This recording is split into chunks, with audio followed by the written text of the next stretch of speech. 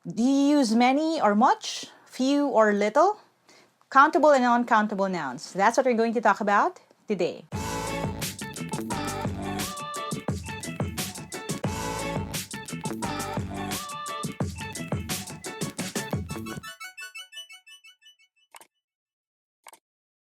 Hi there, thank you for checking out my channel. Thank you for clicking on this video. If this is the first video that you're watching from my channel, I make educational and motivational content. So if you don't want to miss any of my new uploads, don't forget to hit subscribe and hit that bell icon. Now, like I said in the intro kanina, we're going to talk about countable and non-countable nouns and kung ano mga words ang dapat gamitin sa kanila. Now, before I explain that any further, let me just give you a quick little plug ng ating merch shop. If you want to help support this channel and my cause to democratize education here in the Philippines, you can get our exclusive merch, shirts, hoodies, caps, and all of those things that I designed for this team sa shop.teamlyqa.com. Thank you so much for your support. You're helping me help more people by purchasing yung mga yan, and I'm so happy when I see you actually wearing them, lalo na when you post photos. Salamat sa inyo.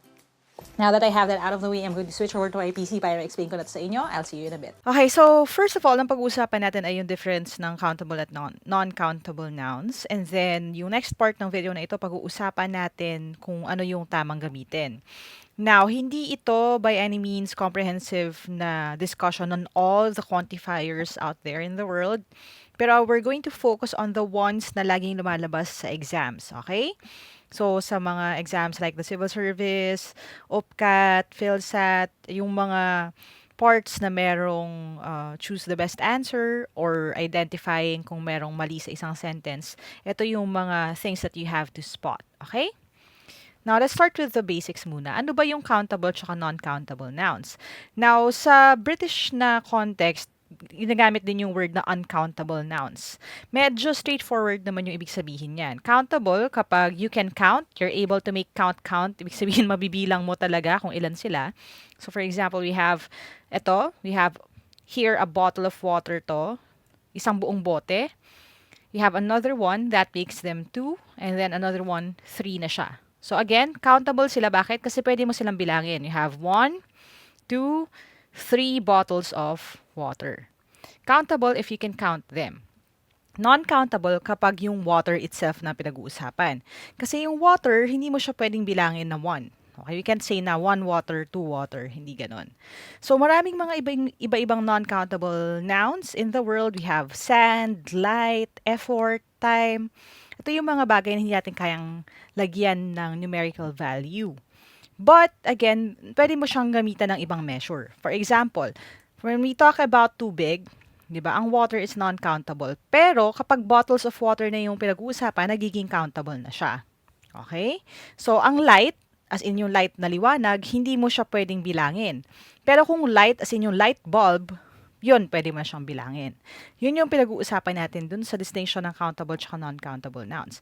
You have to know the difference. Now, bakit din siya importante? Kasi nga, merong mga qualifiers na pwede sa countable lang, merong pwede sa non-countable lang, at meron namang pwede sa both of them, but with conditions. We're going to talk about a bunch of them today. The first one is yung many. Ang many, ginagamit natin siya for countable nouns. Again, these are nouns na pwede mong bilangin. So you could say, I have many bottles of water. O kaya, how many bottles of water do you have? You can say, many. Now, kapag non-countable na, hindi na pwedeng sabihin yung many. Ang pwede mo na sabihin is, much. So, kunyari, sa pera, di ba? How much money do you have? Bakit? Kasi yung money, hindi natin siya binibilang na 1 money, 2 money, 3 money. Pero yung coins, pwede. So, how many coins do you have? How much money do you have? Again, hindi mo pwedeng gamitin yung many kung non-countable. Hindi mo rin pwedeng gamitin yung much kung countable siya. So, how much water do you have? Pero, how many bottles of water? Again, very important yung distinction na yon.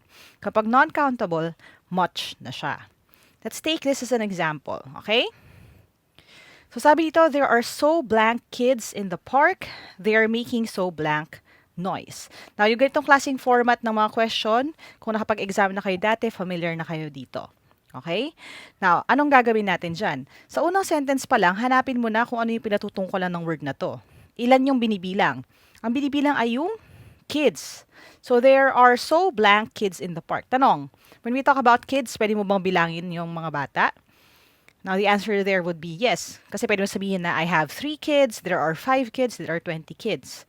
So, kung siya ay countable na nabibilang mo siya, you can say there are so many kids in the park. Now, sa options natin, hindi na pwede to. Hindi na to pwede dahil dalawa lang naman ang many ang nasa simula. Okay? Now, kung nag-exam kayo, isa lang natira, bonus na yon. Kasi alam mo na yun na agad yung sagot kahit hindi mo pa sinasagutan yung pangalawang blank. Pero dahil dalawa pa yung natitira, titingnan natin yung susunod. Sabi, they are making so blank noise. Now, noise na yung susunod na binibilang. Tanong, pwede mo bang bilangin yung noise or yung ingay? Pwede ko ba sabihin na 1 noise, 2 noise? Di ba hindi naman? So, dahil non-countable or uncountable yung noise, ang gagamitin natin would be, they're making so much noise. So, the answer is letter D. Okay? There are so many kids in the park dahil countable yung kids. They're making so much noise dahil ang noise ay non-countable. Alright? Now, medyo na-trigger na ba yung memory ninyo for those who have already taken aptitude tests before? Yan yung reason kung bakit dinidiscuss ko itong concept nito in this format. Okay? Now, dito na tayo sa next na pair na laging lumalabas sa exams. We have the word few kapag countable yung ginagamit. So, pwede ko sabihin, I have a few bottles of water left. I have a few ideas. Kasi ang ideas, pwede mo rin bilangin eh. 1 idea, 2 ideas, 3 ideas, no? A few thoughts. Kasi ang thoughts, pwede mo rin bilangin. Isang thought, 2 thought, 3 na thought. Kung ano yung mga naisip mo. Pero yung non-countable, it becomes little. Okay? So, again, kapag hindi mo na siya pwedeng bilangin, it becomes little. So, I can say I have a little water left, pero I can't say I have a few water left. Okay? Kasi yung water na pinag-uusapan, wala naman sa lalagyanan. But, you can say, I have a few bottles of water left, pero hindi mo rin pwedeng sabihin yung I have a little bottles of water left. Kasi kung sinabi mong little bottles, ang ibig sabihin na nun ay kung ganito kalaki yung original na bottle, okay, yung little bottles mo, maliit na lang siya. Okay, literal na little becomes yung size niya. Okay? So again, it's all about yung ano yung tamang gawin sa tamang sitwasyon. Again, kapag countable, few, pag non-countable, little na siya. Let's take this, no? Sabi, I only had a blank minutes left for a nap. I was hoping to get a blank rest. So doon tayo sa una uli. Ang pinag-uusapan ay minutes. So ang tanong, ang minutes ba nabibilang o hindi? Now, syempre, yes, kasi we can say, di ba, we have 10 minutes left, we have 5 minutes left. Nabibilang siya. So, we can say, I only had a few minutes left. So, hindi na to pwedeng dalawa. Dalawa na lang pinagpipilian natin. Tingnan natin yung next sentence. Sabi, I was hoping to get a blank rest. So, rest na yung pinag-uusapan. Hindi rest days, okay? Hindi times to rest. Ang pinag-uusapan, rest mismo. So, ang rest, dahil hindi naman siya nabibilang na 1 rest, 2 rest, 3 rest, we can say, I was hoping to get a little rest, hindi a few rest. So, the answer is letter A. Okay? So, again, you have to understand kung countable or non-countable ba yung pinag-uusapan para alam mo kung tama yan o mali. Kasi ang dami kong mga na-pre-test na rin before na pagdating sa sentence correction, hindi nila napapansin yung countable at non-countable nouns. And that is the reason why I teach this lalo na sa mga live tsaka sa online review kasi maraming nabibiktima ito. Okay? Kasi sa atin, di ba, pag sinabi natin kaunti, yung kaunti naman, pwede naman yun sa countable at non-countable. So, ilang minuto pa ba meron? Ay, kaunting minuto na lang. Kaunting oras na lang. Kaunting anak lang. So, hindi natin siya masyado nidi-distinguish sa Filipino language. Kaya tayo naguguluhan kapag English na yung pinag-uusapan. Okay? Now, dito na tayo dun sa susunod na pair. Now, if you notice, walang bracket dito. Ibig sabihin, the word some is something that you can use for countable and non-countable nouns. Again, pwede siya sa countable, pwede rin siya sa non-countable. But, ang condition is this. You can use this kapag positive ang statement. Ibig sabihin, you can say, I have some bottles of water left. I have some water left. Pero, hindi magandang sabihin na I don't have some bottles of water or I don't have some water left. Okay? Now, again, bakit tayo nagiging confused dito, lalo na sa exams? Kasi sometimes we hear people kapag they're using casual language, they would say something like, "Oh, I don't have some money anymore." Yung mga ganon. So, maling-mali yung sentence sa totoo lang, kaya lang naririnig natin, akala natin tama. So, again, kapag some, gagamitin natin siya whether countable or non-countable, but only if positive yung statement. Now, yung next is the word any. Again, it works for both. Pwede siya sa countable, pwede siya sa non-countable. However, gagamitin natin siya kapag negative yung statement. Okay? Ibig sabihin, kapag wala ka nung bagay na yun, you use any. So, I don't have any bottles of water left. I don't have any water left. Okay? Or, kapag question siya. Okay? Do you have any money? Do you have any clue? Do you have any idea? Do you have any time? All of those things, we can use the word any. Okay? Pwede ring some kasi doon sa ibang cases na yon. Kaya nagiging tricky yung paggamit nito eh. We have to be careful about that. But again, ang restriction would be when you use it sa negative statements. Alright? So again, any kapag negative or question, pwede na siyang gamitin. Now, tingnan natin itong sample natin. Sabi, instead of sulking, I decided to let them have blank fun. I didn't file blank complaints. So, ang options natin, we have any and some for all of them. So, i-check natin isa-isa yung sentences. Sa una, sabi, I decided to let them have blank fun. So, have, ibig sabihin, meron yan, positive eh. Tapos, meron nung fun na pinapertain. So, again, it doesn't matter na ngayon kung countable or non-countable siya. Ang importante, meron, kasi have. So, ibig sabihin nun, the first word has to be some. Okay? Hindi na to pwede, hindi na to pwede. Dalawang options na lang. Next sentence, sabi, I didn't file blank complaints. Now, you see right here, the word becomes didn't or did not. So, sa Tagalog, hindi siya nag-file ng complaints. So, kung hindi, it's a negative statement, we will use the word any. I didn't file any complaints. So, the answer here is letter B. Again, instead of sulking, I decided to let them have some fun dahil meron nga naman sila ng fun. Nagkaroon sila ng fun, so positive yon. And then, I didn't file any complaints kasi hindi naman siya nag-file. So, this is a negative statement. Okay? Now, again, doon na kayo mag-iingat, lalo na sa exams. Kasi, sometimes kapag sometimes nahihirapan yung iba sa ganito kasi naririnig na nila yung mali over and over again. Nasanay na sila sa mali. So, you have to be extra careful, lalo na sa exams. Lalo na sa sentence correction. Kasi ang dami nagsasagot ng no error. Yun pala, mali. Kasi hindi nila nasa-spot itong mga to. So, when you see the word some and any sa isang sentence, sa sentence correction, check nyo agad kung positive or negative yung statement. Okay? Alright, so again, ito yung ating mga pinag-usapang quantifiers, no? Many, few kapag countable, much and little kapag non-countable. Some pwede for both, pero pag positive lang ang statement. And any, pwede for both, pero kapag negative ang statement or kung nasa form siya ng question. Okay? Now, tingnan na natin yung iba pa. There are more quantifiers like I said. Okay? So, hindi ito comprehensive, but it's a good preview into this part of mastering the language, no? We have countable nouns, merong a number of, several, a large number of, a great number of, and a majority of. Again, these are exclusive sa countable nouns. Tapos, non-countable naman, we have a bit, a great deal of, a large amount of, a large quantity of. Again, exclusive sa non-countable nouns. And yung ating both, all of these, pwede mong gamitin for both. Okay, pwede ang all bottles of water, all water, enough water, enough bottles of water.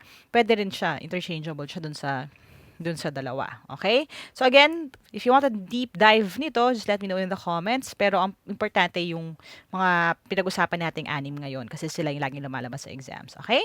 Okay, so now natapos na yung ating discussion for now. It's time for your quiz. Again, mamimili lang kayo kung ano yung tama and I'll give you time. Tapos at the end, I'm going to discuss kung ano yung mga tamang sagot at kung bakit. So if you're ready with your pen and paper, your timer starts now.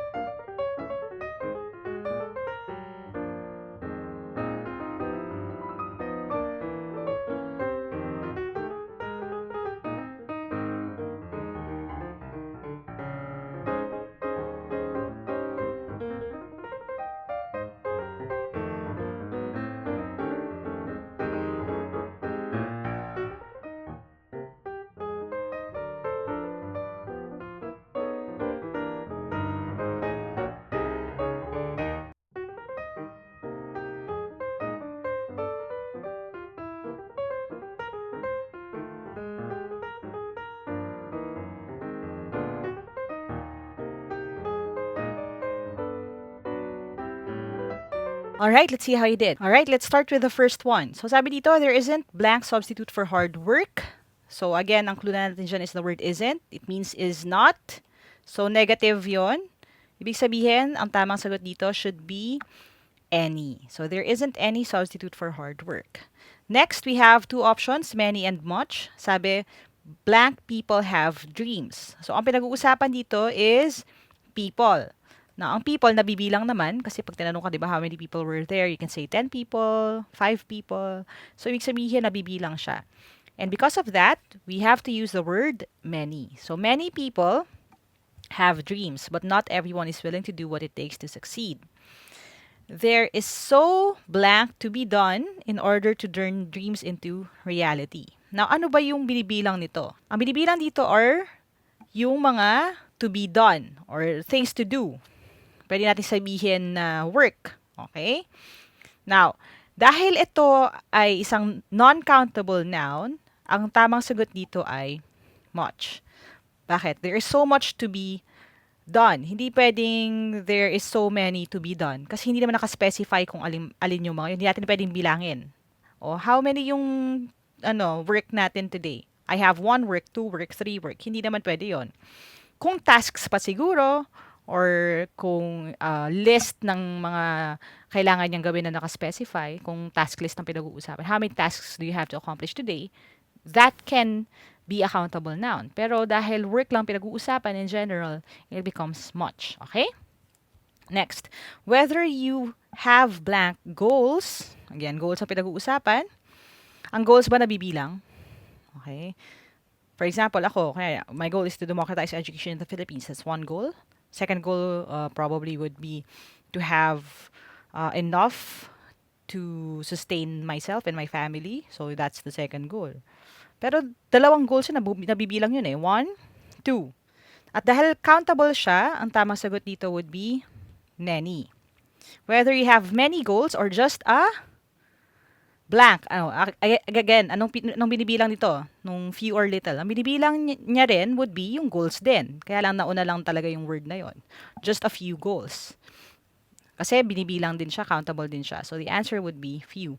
You can't say I have a little goals. No? Pero you can say I have a few goals.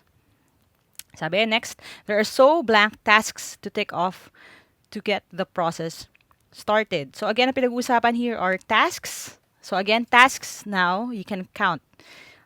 Okay, number 1, ang first task mo is to print worksheets. Next task mo is to answer emails. So these are tasks na nabibilang mo sa kamay, nabibilang mo sa iyong listahan. So ibig sabihin countable siya. The answer is many. Next, sabi, blank of those things may seem like a waste of time. So ano tong those things na yan? But you will learn so blank from them. So ang pinag-uusapan din dito, those things, that would be yung nauna ng pinag-uusapan, which is yung tasks. So ibig sabihin nun, etong mga bagay nito na ginagawa mo ha, so it's in a positive light, the answer would be some. Some of those things may seem like a waste of time, but you will learn so blank from them. So again, ang clue na natin dito, dahil hindi sinabi yung mismong word na pinag-uusapan, ang clue natin is you will learn. So ano ba yung natututunan natin? Okay? You learn knowledge, right? You acquire knowledge. You acquire experience, no? So ano ba? You will learn so many o so much? Okay? Mas maganda yung so much. You will learn so much from them. Now, kung nakalagay dyan, you will learn so many lessons from them, magiging many siya kasi yung lessons nabibilang na yun eh. Pero yung learn, again, things that you acquire, knowledge that you acquire, hindi naman nabibilang yung knowledge, so it becomes much. You will learn so much from them. So babasahin natin yung buong passage, sabi, there isn't any substitute for hard work. Many people have dreams, but not everyone is willing to do what it takes to succeed. There is so much to be done in order to turn dreams into reality. Whether you have many goals or just a few, there are so many tasks to take off to get the process started. Some of those things may seem like a waste of time, but you will learn so much from them. Okay? So, yan yung ating mga tamang sagot. I hope you got all of these correctly. If you didn't, that's okay. I purposefully made it a little bit confusing para maging mas challenging for some of you. If you found it a little bit tricky, you can always go back to the beginning of the video and rewatch it para mas matandaan nyo siya. Or write notes of yung mga things that you learned para mapansin nyo siya sa mga susunod ninyong encounters sa English language, whether you're reading a book, watching a movie, or anything like that. Okay? Now, if you want more, I'll be posting more questions on my Instagram account. You can follow at Team Lyqa for yung mga quick quizzes natin din at yung aking personal account at Lyqa Maravilla for the motivational quotes and advice. And also, nasa TikTok na rin tayo. You can follow at Team Lyqa for the English and math lessons and yung at Lyqa Maravilla for yung mga motivational videos and advice videos, real talk videos natin. Okay? See you guys online. Alright, I hope you learned something today. If you didn't, click thumbs up. Make sure that you share this video with your friends and mag-exam din sila. That way, mas marami tayong matutulungan. And as always, if you want to reach out to me directly, get the reviewers that I made, join the online or live review events, you can go to www.facebook.com/teamlyqa for more information. Maraming salamat sa inyong lahat. And as always, if you haven't subscribed yet, subscribe na, hit that bell. Marami pa tayong pag-uusapan dito. And I'll see you sa susunod. Never stop learning. Aja, kaya niyan. Bye for now.